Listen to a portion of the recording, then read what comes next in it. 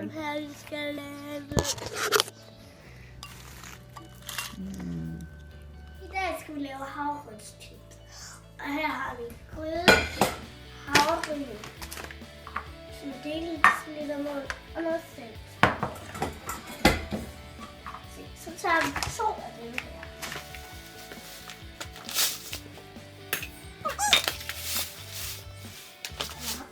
Og så skal vi have 4.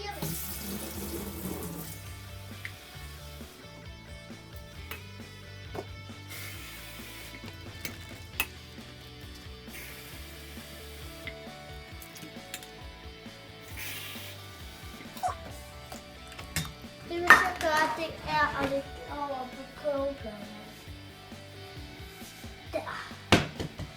Så tænder de her havregryn. Det suger vand. Det er så ligner det er levende.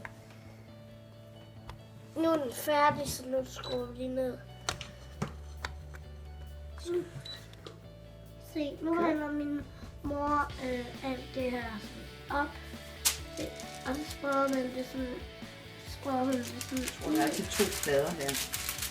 Og der er til 2 plader, så der er kører og... Se, så skal vi lige se, hvor rar venlig min mor er. Og mig. Ups, vi havde vist lige glemt en lille detalje. Krydder godt som muligt med salt, som du kan lide det. Ud over det hele. Så bruger vi det her i anden portion. Men jeg tror bare, vi kan lige så godt bare bruge dem. Hvad de hedder ikke? De hedder kanariefrø. Der er også nogen, der kalder dem chai-frø. Det burde være nok, ikke? Den er tung. Og det gør ikke noget.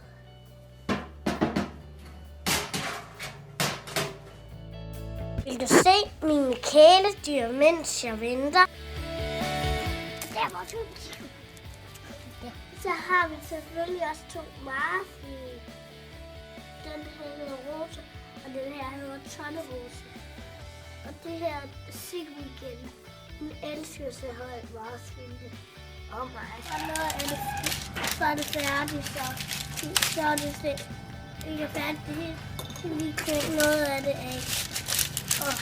Hvordan kan man mærke, det er færdigt? Det kan man, hvis det er hårdt, så er det færdigt. Hvad gør man så, hvis ikke det er færdigt? Så lader man bare ligge ind i ovnen. Sætter man resten ind i ovnen igen, ja? Ja. Hvorfor tager det en time?